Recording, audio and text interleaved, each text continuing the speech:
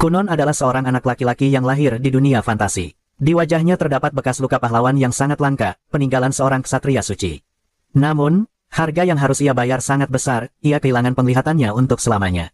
Kunon tidak pernah tahu apa arti melihat. Ia sering bertanya kepada orang tuanya seperti apa rasanya bisa melihat. Ayahnya selalu menjawab bahwa melihat berarti merasakan warna dan menyaksikan semua keindahan ciptaan Tuhan di dunia ini.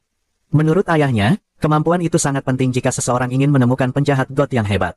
Ibunya memiliki pandangan berbeda. Ia mengatakan bahwa kehilangan mata bukanlah apa-apa dibandingkan bekas luka pahlawan yang didapat Kunon. Baginya, itu hanyalah harga kecil yang pantas dibayar. Di rumah, Kunon sering mendengar para pelayan mengasihaninya karena kebutaannya. Hal itu membuatnya kesal, karena ia hanya ingin diperlakukan seperti anak laki-laki normal seusianya. Tak lama kemudian, Kunon diberi seorang instruktur sihir. Ia sebenarnya tidak menyukai hal itu, karena tidak mengerti apa gunanya belajar sihir bagi seseorang yang bahkan tidak bisa melihat. Seorang pelayan kemudian menuntunnya ke ruangan tempat guru sihir barunya menunggu. Dalam perjalanan, Kunon bertanya apa gunanya mempelajari sihir jika ia bahkan tidak bisa berjalan sendiri dan selalu membutuhkan orang lain untuk memeganginya. Pelayan itu memahami rasa frustrasinya. Ia menjelaskan bahwa Kunon terlahir dengan lambang air di dahinya, tanda bahwa ia memiliki afinitas magis yang besar, terutama pada sihir air. Jika Kunon mempelajarinya, ia bisa melakukan keajaiban, baik bagi dunia maupun dirinya sendiri. Kunon tidak sepenuhnya setuju, tetapi memilih diam saat pintu dibuka. Di dalam ruangan, guru barunya, Jenny, telah menunggu. Gadis kutu buku berambut biru itu menyapanya dengan hangat dan memperkenalkan diri sebelum memulai pelajaran pertama mereka. Pelajaran itu ternyata cukup mudah bagi Kunon. Ia langsung berhasil membasahi tongkatnya dengan mantra sederhana. Jenny memuji bakatnya, sementara Kunon bertanya apa sebenarnya yang telah ia lakukan. Jenny menjelaskan bahwa ia hanya menciptakan gumpalan air kecil, seukuran bola mata. Mendengar itu, sebuah kesadaran tiba-tiba muncul di benak Kunon. Ia refleks memegang matanya, membuat Jenny ketakutan karena mengira Kunon tersinggung. Namun, Kunon justru berseru bahwa jika ia bisa menciptakan gumpalan air seukuran bola mata, maka ia juga bisa menciptakan sepasang matanya sendiri. Bagaimana ia menghubungkan kedua hal itu memang sulit dijelaskan, tetapi logika anime jarang bisa dibantah. Waktu berlalu, dan Kunon tidak lagi murung seperti sebelumnya. Ia mulai menikmati banyak hal dan tertarik pada berbagai aroma serta rasa di sekitarnya. Ia melahap selada tanpa tahu apa yang sedang ia kunyah. Sang pelayan dengan senang hati menjelaskannya dan mengaku bahwa memasak ini terasa jauh lebih memuaskan baginya. Kunon bahkan menggosokkan beberapa buah blueberry ke wajahnya, sementara sang pelayan mencoba memahami arti dari semua perubahan itu. Tak lama kemudian, gurunya kembali datang untuk melanjutkan pelajaran. Jadi, dia pun terpaksa pergi. Flora, tutornya, adalah sosok yang sangat keibuan dan selalu menanyakan apa yang ingin ia pelajari hari itu. Kunon menjawab bahwa ia ingin membaca sejarah dan mempelajari kisah malam suci Haf. Flora tampak sedikit terkejut, karena peristiwa malam suci itulah satu-satunya alasan Kunon kehilangan penglihatannya. Meski begitu, pelayan tetap mengizinkannya. Flora kemudian menoleh kepada Kunon dan memintanya untuk segera memberitahu jika ia merasa lelah atau tidak nyaman. Kunon menenangkan Flora dan mengatakan agar ia tidak khawatir, karena ia ingin mempelajari semua hal yang bisa ia pelajari. Tak lama kemudian, Kunon mulai mempelajari sejarah dunianya. Ia membaca tentang pertempuran besar antara manusia dan iblis, sebuah masa ketika keadaan manusia sangat buruk. Untungnya, seorang pahlawan dari pihak manusia muncul, bernama Haf, sang ksatria suci. Haf akhirnya berhasil mengalahkan Raja Iblis dan mengembalikan perdamaian ke dunia. Namun, kemenangan itu dibayar mahal. Haf dikutuk oleh Raja Iblis, dan sejak saat itu, setiap generasi dalam garis keturunannya terlahir secara acak dengan sesuatu yang hilang. Ada yang lahir tanpa kaki, tanpa gigi, atau tanpa mata. Sejak saat itu, manusia menyebut keturunan cacat tersebut sebagai reinkarnasi sang pahlawan karena mereka memiliki bekas luka pahlawan. Kunon sendiri tidak sepenuhnya mempercayai keyakinan itu. Ia merasa bahwa dirinya lebih dari sekadar reinkarnasi Haf. Ia adalah dirinya sendiri, dan kekuatan sihir yang dimilikinya adalah miliknya, bukan warisan dari pahlawan yang telah lama meninggal. Setiap hari, Kunon melatih sihirnya dan perlahan menjadi semakin kuat. Ia berharap suatu hari nanti bisa menciptakan sepasang mata miliknya sendiri. Sayangnya, harapan itu belum bisa terwujud karena ia pernah tertipu. Namun, semua latihan itu menuntut harga yang mahal, karena sihir menguras mana dan stamina dalam jumlah besar. Suatu hari, Kunon jatuh pingsan ke tanah dan harus dibawa kembali ke dalam oleh pelayannya, Iko. Ia bangun dengan perasaan kesal. Jika terus seperti ini, pikirnya, ia akan membutuhkan waktu yang sangat lama untuk mendapatkan mata barunya, kecuali jika ia bisa meningkatkan staminanya. Iko mengingatkannya bahwa Kunon masih berusia 7 tahun dan perlu menambah berat badan agar bisa menjadi lebih kuat. Kunon menjawab bahwa mereka harus mencari cara lain, karena ia selalu pingsan hanya dengan menggunakan mantra dasar, sesuatu yang seharusnya tidak mungkin terjadi. Iko lalu menyarankan agar Kunon mengenakan perlengkapan seperti Samsul dan mulai berlatih pedang. Dengan begitu, stamina dan kekuatannya mungkin akan cepat meningkat. Kunon setuju dengan saran itu. Iko pun segera mencari ahli pedang yang andal untuk melatihnya. Keesokan harinya, Iko menemukan seorang pendekar tua bernama Oruru, yang langsung mulai melatih Kunon. Pada hari pertamanya, Kunon berhasil menguasai dasar-dasar latihan pedang. Pada saat yang sama, Jenny datang untuk melanjutkan pelajaran sihir. Ia terkejut melihat betapa keras Kunon berlatih dan sempat bertanya apakah ia ingin beristirahat. Namun, Kunon segera meletakkan pedangnya dan bersiap dengan tongkat sihirnya. Jenny ragu apakah stamina Kunon masih cukup, jadi ia hanya ingin memastikan apakah Kunon masih mengingat pelajaran sebelumnya. Kunon pun segera mengucapkan mantra. Namun, alih-alih menciptakan satu bola air, ia justru menghasilkan sekitar 10 bola air yang sangat jernih. Jenny terkejut. Ia tidak menyangka Kunon bisa menguasai mantra itu secepat ini, dan saat itu ia benar-benar menyadari bahwa anak laki-laki ini memang berbeda. Sore harinya, Kunon mendapat kunjungan dari ibu kota kerajaan. Tamu itu ternyata adalah sang putri sendiri, Mirika. Sejak Kunon lahir, ia telah dijodohkan dengannya karena Kunon berasal dari keluarga bangsawan dan memiliki bekas luka sang pahlawan, sesuatu yang dianggap sangat penting. Namun, Mirika sebenarnya tidak terlalu menyukainya. Pada kunjungan-kunjungan sebelumnya, Kunon selalu bersikap dingin dan tidak pernah mengajaknya bermain. Sejak saat itu, Mirika mulai takut dengan kenyataan bahwa ia mungkin harus hidup bersama pria pemarah seumur hidupnya. Karena itu, ia sangat terkejut ketika melihat Kunon kali ini. Kunon tampak jauh berbeda, tersenyum ramah, dan menyambutnya dengan hangat di rumah besarnya. Mirika langsung bertanya apakah sesuatu telah terjadi, karena sikap Kunon terlihat berubah. Kunon menjawab bahwa ia telah jatuh cinta pada sihir dan menemukan tujuan baru dalam hidupnya. Ia juga meminta maaf karena selama ini kurang memperhatikannya dan mengatakan bahwa ia punya banyak hal untuk diceritakan tentang perkembangan terbarunya. Sebagai bukti, ia langsung memunculkan sebuah bola air di hadapannya. Mirika pun merasa gembira dan sangat terkesan. Kunon lalu mengangkat bola air itu dan, dengan bantuannya, menciptakan sebuah pelangi yang indah. Setelah itu, Kunon menggenggam tangan Mirika dan mengajaknya berjalan-jalan di taman. Di sana, mereka saling berbagi cerita tentang kehidupan masing-masing. Tak terasa, matahari mulai terbenam. Mirika pun harus kembali ke keretanya dan pulang ke ibu kota. Keesokan harinya, Kunon mengatakan kepada Flora bahwa ia ingin mempelajari tata krama seorang pria sejati agar bisa menjadi pasangan yang lebih baik bagi Mirika. Bahkan Flora pun terkesan dengan kesungguhannya dan mulai mengajarinya berbagai tata krama yang seharusnya dikuasai oleh seorang bangsawan. Setelah pelajaran itu selesai, Jenny datang untuk pelajaran sihir. Ia terkejut melihat perubahan sikap Kunon, yang kini menyapanya dengan sangat sopan dan mengucapkan terima kasih atas semua bimbingannya selama ini. Melihat hal itu, Jenny memutuskan untuk menaikkan tingkat pelajaran mereka dari mantra dasar. Jenny menjelaskan bahwa mereka kini akan mempelajari mantra yang lebih kompleks. Kunon harus memikirkan berbagai komponen sihir, seperti viskositas, warna, suhu, dan banyak hal lain, lalu menggabungkannya dengan cara yang berbeda-beda. Sebagai contoh, Jenny memunculkan 2 bola air dan menyuruh Kunon menyentuh keduanya. Bentuk-bentuk itu sudah terasa familiar baginya. Kunon segera menyadari bahwa salah satu bola terasa hangat, sementara yang lainnya dingin. Jenny menjelaskan bahwa perbedaan seperti inilah yang membedakan satu penyihir dengan penyihir lainnya. Kunon tampaknya langsung memahami konsep tersebut. Ia kemudian menciptakan sebuah bola air dan menjatuhkannya ke dalam cangkir di depannya. Setelah itu, ia menyuruh Iko untuk mencicipinya. Meski sedikit bingung, Iko tetap menuruti perintahnya. Begitu Iko menyesap air itu, ekspresinya langsung berubah. Ia mengatakan bahwa air tersebut terasa seperti jus apel. Mendengar itu, Jenny benar-benar terdiam. Ia teringat bagaimana dirinya semalaman tidak tidur hanya untuk memikirkan hal baru yang bisa diajarkan kepada Kunon. Setidaknya, Kunon sadar bahwa dia tidak bisa langsung menguasai semuanya. Malam itu, ia terjaga di tempat tidurnya sambil memegang apel hijau dan apel merah, memikirkan bagaimana cara memahami rasa dan aroma dari berbagai hal. Namun, ia masih belum benar-benar mengerti apa itu warna. Ia menyadari bahwa tanpa memahami warna, ia tidak akan mampu membuat perubahan sihir yang lebih halus, apalagi menciptakan sepasang mata ajaib. Keesokan harinya, saat sarapan, sesuatu berubah dalam dirinya. Kunon berkata kepada Iko bahwa ia ingin teh susu tanpa susu, sebuah permintaan yang terdengar konyol. Namun, Iko tidak ingin mengejeknya, jadi ia hanya meminta seseorang mengambilkan air. Saat itu, Kunon menciptakan bola air di udara dan melemparkannya ke arah Iko. Tiba-tiba, sebuah pemahaman muncul di benaknya. Ia menyadari bahwa selama ini ia sebenarnya telah mampu merasakan banyak hal. Lalu ia bertanya-tanya, bagaimana jika semua rasa itu adalah apa yang orang lain sebut sebagai warna? Kunon mengambil sebuah apel hijau dan bertanya apakah apel itu berwarna merah. Iko mengira Kunon hanya bercanda atau mulai bertingkah aneh, lalu menjawab bahwa apel itu berwarna hijau. Kemudian Kunon mengambil apel lain dan menanyakan hal yang sama. Kali ini, Iko menjawab bahwa apel itu memang berwarna merah. Saat itulah Kunon mengejutkan Iko. Ia mengatakan bahwa keranjang di depannya berisi 3 apel merah dan 2 apel hijau. Iko terkejut, tetapi Kunon menjelaskan bahwa ia bisa merasakan perbedaan itu hanya dengan menyentuhnya. Ia merasa bahwa setiap warna memiliki sensasi tersendiri di ujung jarinya. Ini merupakan perkembangan yang sangat besar. Iko segera berlari untuk memberitahu ayahnya tentang hal tersebut. Ayahnya langsung bertanya apakah Kunon kini bisa membaca buku. Iko menjawab bahwa Kunon mampu mengikuti warna tinta di atas kertas dan membaca dengan cara itu. Keesokan paginya, Kunon kembali berlatih sihir. Ia menciptakan bola air merah yang besar, karena merasa warna akan lebih mudah ia rasakan jika ukurannya lebih besar.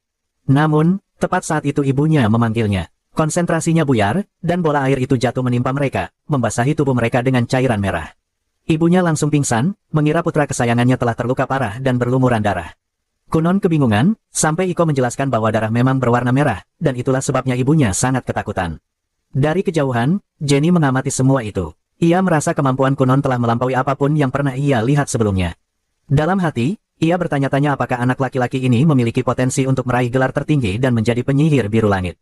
Beberapa hari berlalu, dan Kunon mulai mempelajari hidromansi. Ia ingin memperluas pemahamannya tentang sihir air. Namun, Iko tidak benar-benar mengerti apa itu hidromansi. Karena itu, Kunon menjelaskannya dengan sangat sederhana. Ia berkata bahwa hidromansi hanyalah menggunakan air di dalam mangkuk untuk meramalkan masa depan atau menemukan sesuatu yang hilang. Iko langsung bertanya apakah Kunon bisa mencarikan calon suami untuknya. Kunon tertawa dan menyuruhnya tidak perlu khawatir. Ia mengatakan bahwa Iko masih muda dan cantik, dan pasti banyak pria yang ingin menikahinya. Ia bahkan bercanda bahwa, seandainya ia tidak terikat dengan kehidupannya saat ini, mungkin ia akan menikahi Iko juga. Mereka berdua tertawa mendengar itu, sampai akhirnya Iko mengingatkannya bahwa usianya 10 tahun lebih tua darinya. Namun, Kunon menjawab bahwa baginya usia hanyalah angka. Saat itu, Flora datang untuk mengikuti pelajaran sekaligus ujian, yang ia lalui dengan hasil sangat memuaskan. Semua jawabannya mendalam, sesuai dengan etika politik, dan sama sekali tidak memberi celah untuk diboikot di Instagram. Flora pun menyadari bahwa sebenarnya ia sudah mengajarkan semua yang ia bisa di tingkat ini. Hal itu membuatnya khawatir, mungkin ia telah mengajarkan Kunon terlalu baik, apalagi melihat caranya yang kini gemar menggoda setiap gadis yang ditemuinya. Kunon kemudian menawarinya teh dan berusaha menghiburnya. Flora sempat merasa cemas, takut Kunon bisa terseret ke dalam gerakan itu. Namun pada akhirnya ia berpikir bahwa semua ini justru lebih baik, karena Kunon yang dulu selalu murung dan sedih kini tampak lebih menikmati hidupnya. Malam itu, Iko memberitahu Kunon bahwa mereka harus bersiap-siap. Ayahnya ingin bertemu Kunon dan telah memanggilnya ke rumah besar keluarga. Kunon segera bersiap, dan tak lama kemudian mereka berdua berjalan keluar ke malam yang dingin. Iko membawa obor sambil mengeluh karena udara yang menusuk tulang. Melihat itu, Kunon memutuskan melakukan sesuatu. Ia menggunakan sihirnya untuk menciptakan 2 gumpalan air besar. Namun, yang mengejutkan Iko, air itu terasa hangat dan lembut. Iko menempelkannya ke wajahnya sambil berkata bahwa ia ingin sekali tidur di atas tempat tidur yang terbuat dari air seperti ini. Kunon tersenyum dan mengatakan agar ia tidak khawatir, karena ini baru prototipe dan ia sudah menyiapkan lebih banyak produk lainnya. Setelah itu, Kunon bertanya dengan jujur kepada Iko apakah ia telah melakukan kesalahan dalam beberapa hari terakhir, dan apakah ayahnya memanggilnya karena marah. Ia teringat kejadian sebelumnya, saat ia menciptakan bola air berwarna merah yang membuat ibunya pingsan dan ayahnya murka. Iko menenangkannya, mengatakan bahwa Kunon telah melakukan segalanya dengan sempurna, jadi tidak ada alasan bagi ayahnya untuk marah. Tak lama kemudian, mereka tiba di rumah besar itu dan segera masuk untuk menghangatkan diri. Mereka disambut oleh kepala pelayan dan kakak laki-laki Kunon. Kunon sangat senang bertemu kakaknya, karena mereka jarang bertemu. Namun, sang kakak mengatakan bahwa mereka tidak punya banyak waktu, karena orang tua mereka sudah menunggu di ruang tata surya. Kakaknya menuntun mereka menyusuri rumah. Di tengah jalan, ia sempat bertanya apakah Kunon ingin tangannya digenggam sebagai penunjuk jalan. Kunon menolak dengan lembut, mengatakan bahwa sekarang ia sudah mampu merasakan lingkungannya dengan jauh lebih baik dan tidak akan kesulitan berjalan sendiri. Sang kakak pun teringat masa lalu, ketika Kunon selalu murung dan ia harus memegang tangannya kemanapun Kunon pergi, bahkan di dalam rumah. Ia terkejut melihat perubahan besar Kunon dalam waktu yang singkat, dan dalam hati mendoakan yang terbaik untuknya. Tak lama kemudian, mereka mengetuk pintu dan masuk ke ruangan. Ayah Kunon lalu menjelaskan bahwa Nona Flora merasa telah mengajarkan semua yang perlu diajarkan kepada seorang anak bangsawan. Untuk pendidikan selanjutnya, Kunon disarankan masuk ke sekolah formal. Kunon pun menjawab dengan jujur bahwa ia sebenarnya tidak ingin bersekolah, karena ia takut disabilitasnya justru akan menimbulkan masalah bagi teman sekelas maupun para guru. Selain itu, Kunon mengatakan bahwa ia sudah memiliki rencana sendiri dan telah menentukan jalan hidup yang ingin ia tempuh, dan jelas itu tidak melibatkan sekolah. Ayahnya tertawa mendengarnya, sesuatu yang, menurut Kunon, tidak akan pernah terjadi jika ia mengatakan hal yang sama pada ayah orang lain.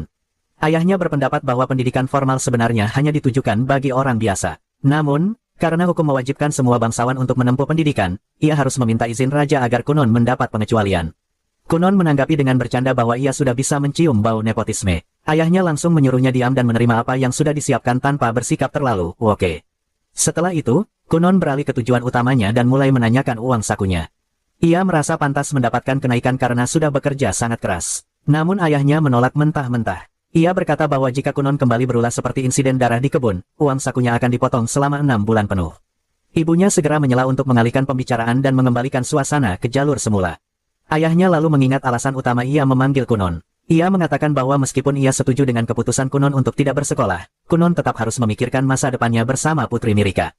Pendidikan adalah bagian penting dari citra seorang bangsawan, dan Mirika bisa menjadi bahan ejekan jika calon pasangannya bahkan tidak pernah bersekolah dengan layak. Yang mengejutkan, Kunon memahami hal itu. Ia akhirnya setuju untuk bersekolah, meskipun menurutnya hal itu akan merepotkan. Ia tidak ingin Putri Mirika dipermalukan karena dirinya. Ayahnya pun menenangkannya dan mengatakan bahwa, dengan koneksi dan pengaruh yang ia miliki, Kunon hanya perlu datang ke sekolah 5 kali untuk mengikuti ujian tingkat lanjut terakhir, lalu langsung lulus. Bagi Kunon, itu terdengar seperti solusi yang menguntungkan semua pihak, sehingga ia langsung menyetujuinya. Kakak laki-lakinya juga menenangkan Kunon dan mengatakan bahwa ia tidak akan sendirian, karena ia dan Putri Mirika akan mengikuti ujian yang sama, sehingga mereka bisa lulus bersama. Ibunya sangat gembira mendengar hal itu dan segera memanggil Iko, karena mereka harus mengambil banyak ukuran untuk mantel dan pakaian Kunon. Sebelum mereka pergi, ayahnya memanggil kakak Kunon kembali dan berpesan bahwa selama Kunon berada di sekolah, beberapa bangsawan lain yang membenci keluarga mereka mungkin akan mencoba mendekatinya dan Putri Mirika. Tugas sang kakak adalah memastikan tidak terjadi hal-hal yang tidak diinginkan. Ia pun berjanji akan selalu berada di dekat mereka dan menjaga Kunon tetap aman. Pada kunjungan berikutnya, Putri Mirika datang menemui Kunon. Ia sangat senang mengetahui bahwa mereka akan bersekolah bersama dan berjanji akan menemani Kunon berkeliling serta mengenalkannya pada lingkungan sekolah. Kunon sempat bertanya-tanya dalam hati apakah bangsawan lain yang menyukai Mirika akan merasa cemburu. Namun Mirika menenangkannya dan mengatakan bahwa hal itu tidak perlu dikhawatirkan. Kunon lalu bertanya apakah Mirika sebenarnya tidak populer di sekolah dan hanya menyendiri. Mirika tertawa dan mengatakan bahwa ia justru sangat populer karena statusnya sebagai putri. Ia bahkan tahu setidaknya ada 5 anak laki-laki yang ingin melamarnya. Mendengar itu, Kunon mulai berpikir bahwa semua ini mungkin akan menimbulkan masalah tersendiri. Karena itu, Kunon memutuskan untuk menggunakan tongkat sihir lain sebagai alat pertahanan diri. Tak lama kemudian, hari keberangkatan pun tiba. Kunon bersiap bersama Ixio, dan semua orang langsung memperhatikannya. Dengan jubah baru dan tongkat barunya, Kunon tampak gagah. Ia sempat memperagakan beberapa pose sebelum naik ke kereta, lalu menggunakan sihir airnya untuk melapisi roda kereta dengan lapisan air tipis agar perjalanan lebih stabil dan tidak terlalu berguncang. Ixio cukup terkesan dengan ide-ide Kunon. Sementara itu, Kunon merasa senang karena sihirnya akhirnya berguna dalam kehidupan sehari-hari, tidak hanya sebagai kemampuan akademis tanpa manfaat nyata. Kakaknya teringat masa lalu, ketika Kunon masih menjadi anak yang murung, sering terjatuh karena Ixio lengah, lalu menangis seperti anak kecil. Kunon mengatakan kepada kakaknya agar tidak khawatir. Ia menegaskan bahwa dirinya bukan anak yang dulu dan kini cukup kuat, bahkan merasa bisa hidup lebih lama dari seluruh umat manusia. Ucapannya membuat Ixio sedikit khawatir, karena Kunon terdengar lebih seperti Raja Iblis daripada seorang pahlawan yang bereinkarnasi. Namun, Ixio mengesampingkan pikirannya saat mereka akhirnya tiba di akademi. Di luar akademi, Kunon mendapati Mirika sudah menunggunya. Ia langsung menggoda gadis itu, sementara Ixio berdiri di samping dengan ekspresi canggung. Begitu masuk, Kunon merasa sedikit kewalahan. Ia bisa mendengar ribuan suara dan merasakan kehadiran ratusan siswa sekaligus. Ia membayangkan bahwa dirinya di masa lalu pasti akan merasa muak dengan situasi seperti ini. Namun kini berbeda, kekuatan sihirnya memberinya kepercayaan diri. Kunon meraih tangan Mirika dan melangkah masuk ke akademi. Sejak saat itu, ia langsung menjadi pusat perhatian. Banyak gadis berbisik bahwa siswa baru itu lebih mirip pangeran dari dongeng daripada murid biasa. Bahkan profesor yang ditugaskan menemaninya sempat gugup, karena ia diberitahu bahwa Kunon adalah anak yang sangat pemalu, padahal kenyataannya jauh berbeda. Profesor itu pun memperkenalkan diri sebagai Kas dan mengatakan bahwa ia akan menjadi pemandu Kunon hari itu. Kunon mengucapkan terima kasih, lalu berpamitan dengan Ixio dan Mirika, yang berjanji akan makan siang bersama nanti. Saat Kas mengajaknya berkeliling, Kunon tidak menyadari bahwa kehadirannya telah menimbulkan rasa tidak suka di antara para preman sekolah yang sebelumnya paling berpengaruh. Kas kemudian membawa Kunon ke ruang kelas khusus dan menjelaskan bahwa ia harus mengikuti 5 ujian untuk kelulusan, yang biasanya diselingi jeda di antara setiap ujian. Namun, karena akademi menerima perintah langsung dari ayah Kunon dan raja untuk menggabungkan semua ujian tersebut, Kunon menanggapi dengan serius bahwa hubungan dekat antara ayahnya dan raja jelas merupakan bentuk nepotisme, sesuatu yang sebenarnya tidak ia dukung. Mendengar itu, Kas segera berkata bahwa ia tidak ingin terlibat dalam urusan politik apapun dan memohon agar Kunon tidak menyeretnya ke dalam perdebatan. Oke. Kas kemudian menyerahkan lembar ujian dan memberi waktu 2 jam untuk menyelesaikannya. Setelah ujian selesai, Kunon kembali bertemu Mirika, dan mereka pun pergi mencari sesuatu untuk dimakan. Namun, sebelum mereka sempat sampai ke ruang makan, langkah mereka dihentikan oleh Pangeran Lile, kakak laki-laki Mirika. Wajahnya jelas menunjukkan amarah, terutama karena ada seseorang di sekolah yang kini lebih populer darinya. Kunon langsung merasakan tubuh Mirika menegang saat melihat kakaknya, meski ia sendiri belum sepenuhnya memahami siapa yang sedang ia hadapi. Emosinya hampir saja meledak, pangeran atau bukan, tidak ada yang berhak berbicara kasar kepada calon istrinya. Sebelum Kunon bertindak lebih jauh, Ixio segera maju dan mencoba menenangkan keadaan. Sayangnya, Lile dan para pengikutnya tidak tertarik untuk berdamai. Mereka justru terus memprovokasi dan memperkeruh suasana. Melihat itu, Kunon memutuskan untuk bertindak dengan caranya sendiri. Secara diam-diam, ia menggunakan sihir untuk mengumpulkan tetesan air di sekitarnya dan menariknya ke celana Lile. Setelah itu, ia dengan santai menyebutkan bahwa sang pangeran tampaknya telah mengompol. Lile sangat marah, tetapi rasa malunya jauh lebih besar. Tanpa berkata apa-apa, ia pergi untuk berganti pakaian. Sementara itu, Ixio memperingatkan Kunon agar tidak banyak bicara, karena tidak boleh ada yang tahu bahwa dialah pelakunya. Di sisi lain, Ixio mulai memikirkan dampak jangka panjang dari tindakan itu. Mereka baru saja menciptakan permusuhan dengan pangeran ke-6 kerajaan. Berbeda dengan Ixio, Kunon tampak sama sekali tidak terganggu. Ia menikmati burgernya dengan tenang, sementara Ixio hanya bisa berharap agar ujian mereka berjalan lancar tanpa masalah tambahan. Di tempat lain, amarah Lile semakin membara. Ia berjalan menyusuri lorong akademi dengan sikap mengintimidasi, membuat para siswa ketakutan. Bahkan para guru tidak luput dari kemarahannya. Saat Kas menegurnya dan memintanya untuk sedikit menenangkan diri, Lile justru menyuruhnya kembali ke dapur. Kembali di ruang makan, Kunon bertanya kepada Mirika dan Ixio apa sebenarnya masalah Lile dan mengapa ia begitu terang-terangan menunjukkan kebenciannya. Mirika menjelaskan bahwa Lile kemungkinan besar bertindak seperti itu demi mempertahankan statusnya. Ia takut suatu hari nanti Mirika akan melampauinya. Mirika lalu menjelaskan bahwa Lile adalah pangeran ke-6, sementara dirinya adalah putri ke-9. Secara hierarki, posisi Mirika seharusnya berada di bawah Lile. Namun, karena ia bertunangan dengan Kunon, seseorang yang memiliki bekas luka sang pahlawan, status sosialnya melonjak dengan cepat.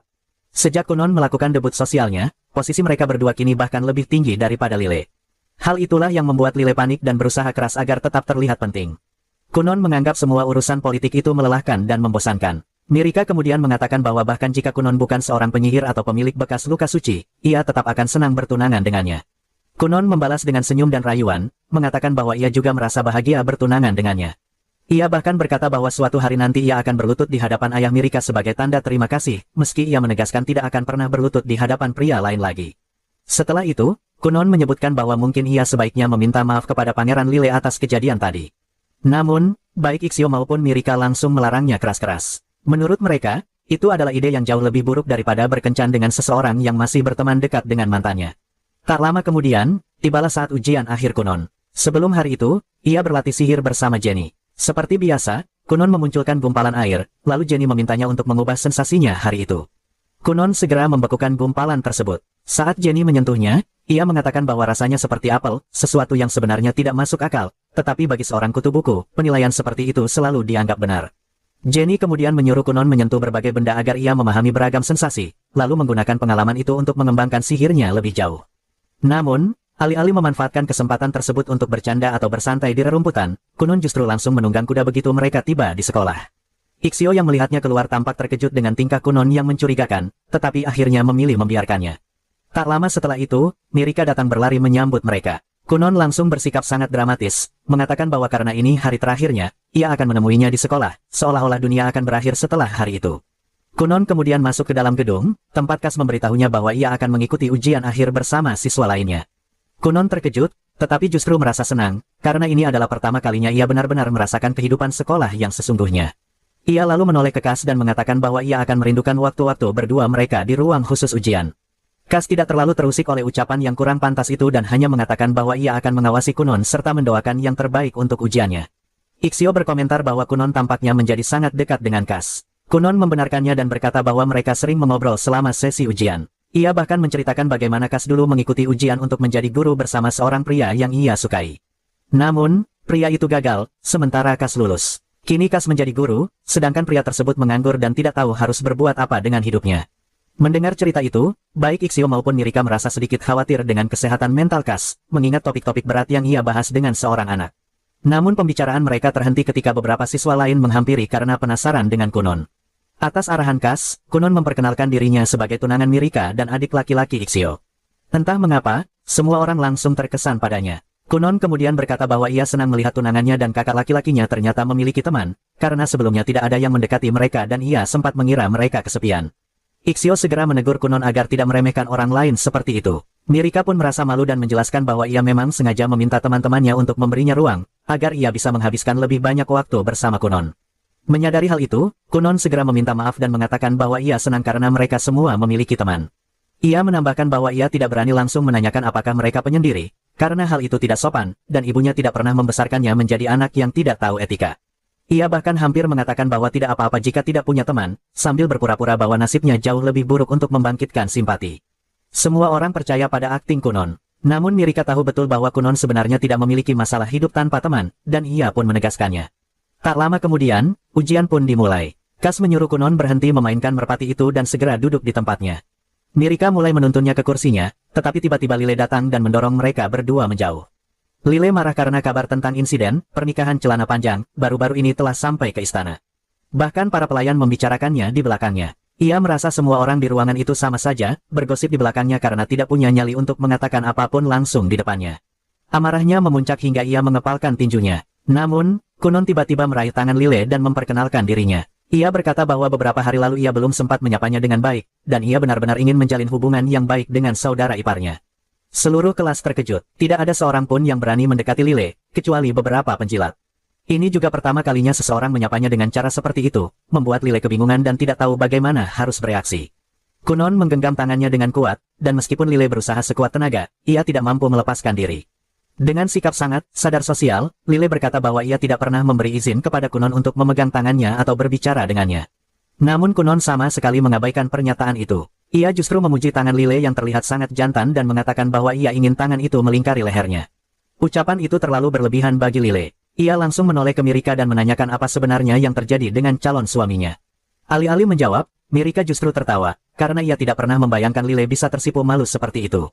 Lile semakin tersipu ketika seluruh kelas ikut tertawa melihat reaksinya. Ia pun menoleh ke Kunon dan memerintahkannya untuk melepaskan tangannya. Kunon akhirnya menurut dan meninggalkannya. Masalah itu pun berakhir dengan damai. Kas kemudian memulai ujian. Setelah selesai dan lembar jawaban diperiksa, ia mengumumkan bahwa semua siswa lulus. Semua orang bersorak gembira. Kunon merayakan kelulusannya bersama saudara laki-lakinya dan tunangannya. Malam harinya, Kunon pulang dan berpamitan dengan semua orang. Mereka merasa sedih harus berpisah dengan anak laki-laki yang unik namun menawan itu. Bahkan Lile pun tampak berubah setelah bertemu Kunon. Keesokan harinya, pelajaran sihir Kunon dengan Jenny dilanjutkan. Jenny menyuruhnya menciptakan sebuah topan kecil, dan Kunon berhasil melakukannya. Atas perintah Jenny, ia kemudian membagi topan itu menjadi 10 bola air, mewarnainya, lalu mengubah teksturnya. Jenny merasa puas, tetapi Kunon masih ingin menunjukkan lebih banyak. Ia mengatakan bahwa ia baru saja mempelajari sesuatu yang baru. Gumpalan air itu ia ubah menjadi seekor merpati putih yang terbang persis seperti merpati sungguhan. Melihat itu, Jenny langsung berlutut. Ia menyadari bahwa Kunon kini secara resmi adalah penyihir yang jauh lebih hebat darinya, bahkan sampai-sampai ia merasa akan kehilangan pekerjaannya sebagai pengajar. Jenny pun memutuskan untuk mengungkapkan kebenaran itu kepada Kunon saat minum teh, dan memintanya bersiap secara mental karena ia memiliki kabar yang sangat mengejutkan. Kunon menyuruh Iko pergi terlebih dahulu, lalu bertanya kepada Jenny apakah ia sebenarnya adalah seorang dewi dari dunia lain yang datang untuk mengajarinya, dan kini harus kembali ke dimensi ilahinya. Jenny merasa geli dengan ide itu, tetapi tidak terlalu memikirkannya. Ia mengatakan kepada Kunon bahwa dirinya sudah tidak punya apapun lagi untuk diajarkan, karena Kunon kini sudah jauh lebih hebat darinya. Mendengar itu, Kunon bangkit dan berkata bahwa ia tidak ingin melepaskannya sebagai guru. Trik-trik kecil yang diciptakan Jenny untuk membuatnya terus sibuk dan memperpanjang masa belajarnya justru membuatnya memahami sihir jauh lebih dalam dibandingkan pelajaran biasa di kelas. Lebih dari itu, Kunon sangat bersyukur karena Jenny lah yang menginspirasinya untuk menciptakan mata menggunakan sihir. Kunon ingin mempertahankan Jenny sebagai gurunya dan bahkan menawarkan kenaikan gaji. Namun, untuk pertama kalinya, Jenny bersikap jujur dan mengatakan bahwa selama ini ia sudah dibayar lebih dari seharusnya. Kini, ia benar-benar tidak punya pekerjaan lagi. Ia menyarankan Kunon mencari guru yang jauh lebih hebat darinya untuk melanjutkan studi, tetapi Kunon menolak. Ia menegaskan bahwa dirinya bisa berkembang sejauh ini justru karena tipu daya kecil Jenny, dan ia malah menuntut agar Jenny terus menipunya lebih jauh lagi. Saat Kunon mengucapkan itu, berbagai hewan yang terbuat dari air muncul dari segala arah dan memeluk Jenny. Pemandangan itu semakin meyakinkannya bahwa perannya dalam kehidupan Kunon memang telah berakhir. Setelah itu, Jenny meninggalkan rumah Kunon dan memutuskan untuk menjadi penyihir yang lebih baik lagi, terinspirasi oleh kerja keras dan dedikasi muridnya. Tak lama kemudian, Iko memberitahu Kunon bahwa Flora juga telah mengundurkan diri dari pekerjaannya. Kurikulumnya telah selesai, dan Kunon dinyatakan lulus. Flora tidak menunggu untuk berpamitan karena tahu dirinya akan terlalu emosional. Karena itu, Kunon memutuskan untuk menulis surat terima kasih untuknya. Iko sempat menyuruh Kunon menanyakan pada Flora apakah ia memiliki pelayan tampan di rumahnya, dengan tinggi lebih dari 6 kaki, karena Iko sedang mencari calon suami. Kunon pun bertanya pada Iko apakah ia benar-benar berniat berhenti bekerja dan menikah. Iko menjawab dengan yakin bahwa Kunon sekarang sudah mampu mengurus dirinya sendiri dengan sempurna. Menurutnya, inilah waktu yang tepat untuk menikah, karena kesempatan berkencan setelah itu akan sangat terbatas. Saat makan malam, Kunon memberitahu orang tuanya bahwa semua gurunya telah berhenti mengajar, dan Jenny menyarankannya untuk mencari penyihir luar biasa sebagai guru berikutnya.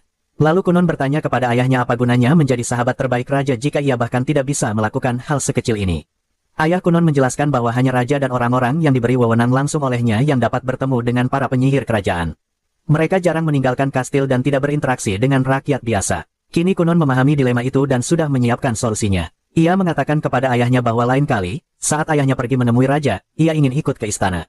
Di sana, ia akan berpura-pura tersesat. Para penyihir kerajaan akan menemukannya dan, berkat semacam perlindungan alur cerita, ia akan diterima sebagai murid mereka. Ayah Kunon menyuruhnya berhenti menonton terlalu banyak anime dan K-drama, karena hal seperti itu tidak terjadi di dunia nyata. Ia juga mengatakan bahwa rencana tersebut sama sekali tidak menjamin keberhasilan. Meski begitu, Kunon tetap yakin bahwa rencananya akan berjalan sesuai harapannya. Kunon lalu meminta bantuan ibunya. Karena sangat menyayanginya, sang ibu pun memohon kepada ayah Kunon untuk melakukan sesuatu. Pria itu sangat mencintai istrinya, sehingga akhirnya setuju untuk berbicara dengan raja mengenai hal tersebut, meskipun ia tidak terlalu berharap rencana itu akan berhasil. Beberapa hari kemudian, seorang penyihir ulung menerima sebuah berkas dari penyihir tingkat tinggi lainnya. Ia terkejut melihat seorang penyihir magang dipertimbangkan untuk menjadi murid penyihir kerajaan bernama So. Namun, gadis yang membawa berkas itu mengatakan bahwa anak laki-laki tersebut sangat berbakat, dan Putri Mirika sangat jatuh cinta padanya. Sang penyihir tidak mempermasalahkan hal itu dan mulai membaca berkas Kunon dengan saksama. Isinya saja sudah cukup untuk membuatnya tertarik pada anak laki-laki tersebut. Sukai dan komentar jika kamu menikmati rekap ini. Jangan lupa subscribe untuk cerita menarik lainnya, dan beritahu di kolom komentar anime atau cerita apa yang ingin kamu lihat selanjutnya.